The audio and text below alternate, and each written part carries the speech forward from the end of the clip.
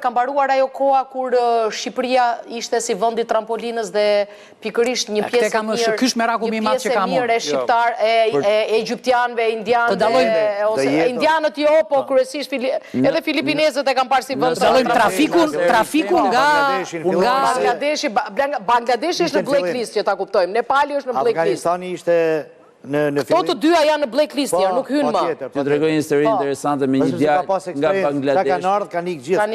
Rastisëm vjen BBC-a në Shqipëri para një viti në një mjedis, bën një konferencë me disa të ftuar nga spektri politik, edhe normalisht publik i hapur. Në fund bëhet një sesion pyetje përgjigje, e merr fjalën një djalë nga Bangladesh, edhe çuditet moderatori, dhe thotë, po ti, thotë, unë jam emigrant këtu dhe po punoj, thotë, dhe vazhdon jep leksione për gjërat që nuk funksiononin në Shqipëri. Dhe llogaritë vjen një person i huaj që shikon për aq pak kohë dhe kupton që këtu gjërat nuk shkojnë. Dhe ai vinte nga një vend që gjërat nuk shkonin, po ishte ajo vala e protestave dhe hedhjes së drejtuesve atje në Bangladesh që arritën të merrnin pastaj kontrollin me anë të laureatëve të personit që kishte fituar një çmim Nobel. A mjafton t'i shpallin vetëm në blacklist këto vende që e kanë shfrytzuar Shqipërinë si vend trampoline për të shkuar drejt vendeve tjera? Është individuale më tepër se sa kolektive. Çfarë pune duhet bëj shteti shqiptar që ti mbrojë sipërmarrësit? Por kush antitrafiku njerëzu? Sepse ka me 10 sipërmarrës që kanë paguar legët se nuk paguajnë dhe pak lekë. Më kanë shkollën polici. Po. Dhe kanë ngelur në fund të ditës pa punëtor.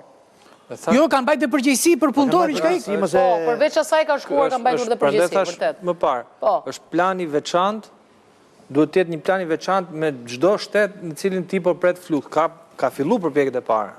Patjetër ka takime, ka... Ama se ka 3 vjet kjo marrëveshja me Filipinet se u bë që kur ishim ne në një udhtim edhe nuk po çohet përpara. Është gati marrëveshja me Indonezinë edhe nuk po shtyhet përpara. Domethënë, ky shteti sikur ecën me paterica, jo me... Si jemi vetëm ne që kërkojmë. Po të ishte një marrëveshje mes dy ministrive, edhe biznes do ishte më i sigurt, edhe punë do shkoshin më mirë. Ajo që u tha marrëveshje me Filipinët, do kishte qenë shumë më mirë, se nuk e lënë më përplas në para agjenci. Është gati më. Po Zekja, e kam si merak të, mos na prishin punë e këta që vinë, se më na shpopullojnë, ne po ikim vetë që këtu, dhe këta që vinë duan të rinë. Nuk integrohen me ne ata, nuk...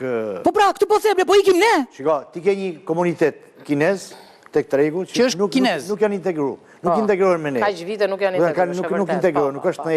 Edhe këto që vinë me kontat për të rikthy. Kështu që është nuk është. Po mos na prishin punë ova se po dëmtojnë interesat e shqiptarët ata. Po mbas edhe bëhen më keq bëhen? Po se mos pse ideja është këtu, që duke ikur të rinjt nga Shqipëria, edhe ne themi hajde se marrim na këta këtej. Këta këtej na prishin punë ne, në vend që të kthehen të rinjt, po ikim të rinjt më shumë. Shiko, këto që vinë, pak të nivelli këtyre që vinë tek fasonerit, nuk është në nivel që mund të na prishin. Jo, ato fasonerit duhen mbyll krejtjerë. Se në mënyrën se si është shfrytëzimi më i madh i fuqisë. Jo, duhet mbyll.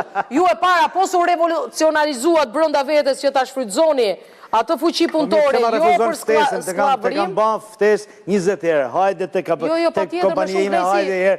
Edhe shive se si rrafim gratë kanë qenë pikë mjesit. Fasonerit, sklavëria e kohëve moderne.